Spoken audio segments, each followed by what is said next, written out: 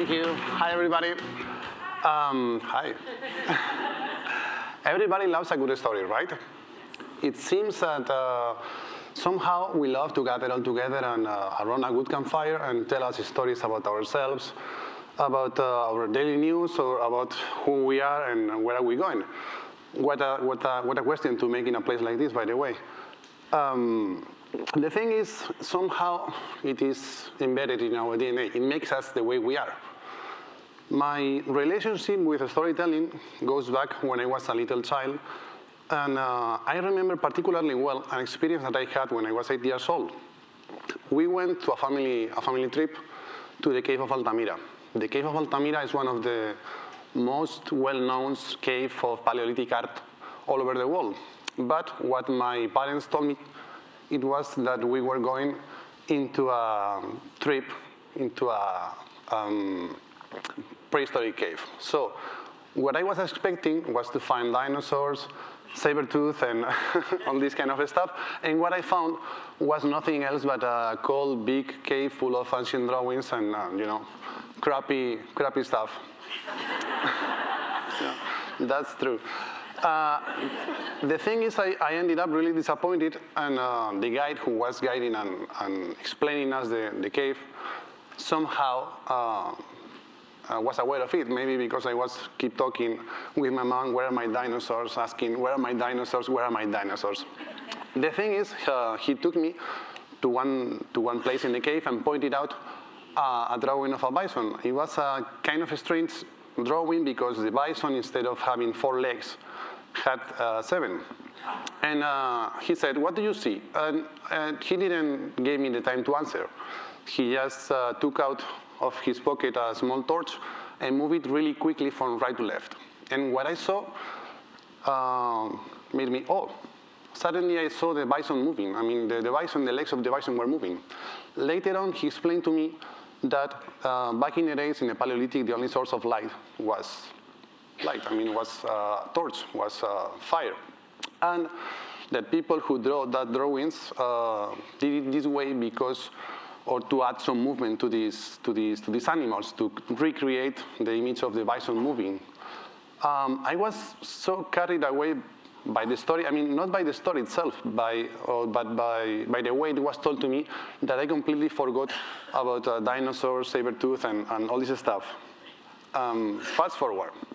We are going to fast forward 30 years into the future. A story brought me to the end of the world, and when I mean the end of the world, I really mean it, because it took me like 2 planes, 1 helicopter, 2 snowmobiles, 1 dog sled, and a tank.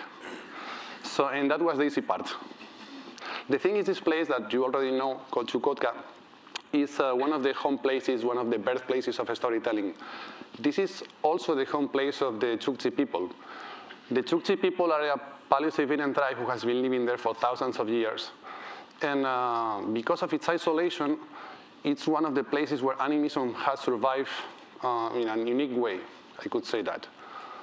Animism is a system of beliefs that thinks that every living or non-living being, that every animated or inanimated thing has a spirit, that we are as habitat, or that we as an inhabitants of this planet, we are not different entity of this. We are different sides of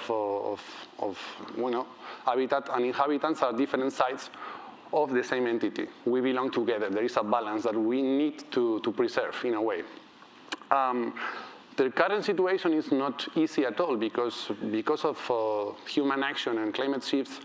They are facing severe troubles, and the current situation is, well, uncertain, I must say. Alcoholism, it's a militarized zone, so it's not really easy to live there right now by the rules they used to do. My plan was pretty simple at this point, was to focus on these 2 topics. In one side, documenting how 21st century is affecting them, and in the other side, documenting how climate change is affecting their environment, and by documenting the changes that they are suffering because of the climate change. And I say It was my plan, but because as one of my favorite thinkers of all time, Mike Tyson, said once, everybody has a plan until you get punched in the face. And I think you're laughing because you know what I mean. That's exactly what happened to me. Because of an extreme series of events, bad luck, I ended up in an unexpected place. Long story short, this place is called Bancarem, which is a really tiny little village up north in Chukotka. So we could say, in a way, that I ended up in the end of the world. Sorry, I will come back to that. In the bright side of the story, this isolation has made them preserve their traditional lifestyle in a really, really unique way. For example, they hold some rituals to give name to the newborn babies. One of those rituals that I saw involves to giving to one of these newborn babies the name of a recently deceased people, because according to their beliefs, we are not just ourselves, that we are our father, our grandfather, our grand-grandfather, and our grand-grandfather, and I think I made my point clear, so I will move forward. According to their beliefs, we carry the spirit of our ancestors within us. This sudden knowledge of their philosophy made me rethink which was my approach for this topic. So I had to, start over. And by start over, I mean to think or to dig deeper into these ideas. I realized that instead of capturing reality, what I needed was to translate it into images. But that is just half of the story. I said before, habitat and inhabitants. We need a balance. So once I started shooting these portraits, I met Alexei, which is a hunter from Bancarem, and I told him my ideas. I told him what my plan was. And he said, okay, that's fine, that's cool, but if you really need to know, if you really want to know who we are, who I am, you really need to know where do we come from. And he took me, after some days, to a hunting trip. We went to the Kronka by snowmobile. The Kronka is the word in Russian for the edge. It's the place where the ocean and the ice and the ground meets together. So it's kind of a really tricky place because one step into the wrong side may take you, down the water. And it is also the place where the polar bear hunts. So it's kind of a tricky place. Once we got there, we stood for a while just doing nothing, just listening. And he asked me, what do you listen? And to be honest, the only thing that I could listen by then was my teeth cracking and my freezing to death. But he kept explaining about his philosophy and how he understood that place. He said, my grandfather taught me how to survive in the Kronka. He taught me how to listen what cannot be listened, how to see what cannot be seen. This is the way that I can, just by watching the Kronka, see when it's time to hunt walruses or whales. And we kept on walking, and he said, my grandfather taught me how to read the Kronka, to read. Funny thing about this word that the meaning of reading, or the word to read in English comes from Old Germanic word, raten, which means to interpret a riddle or a dream. In Russian, it's chitayo, to read, comes from chirtios, Slavic, and means literally deciphering. In Spanish, it's even better. Leer comes from a word related to lignum, which is the things that you collect to make fire.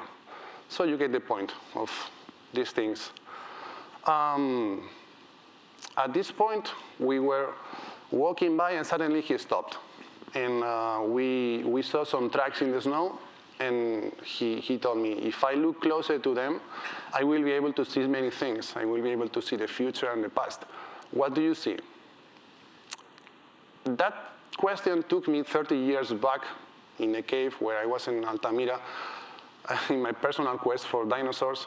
And this question turned out to be, instead of what do you see, what can you see?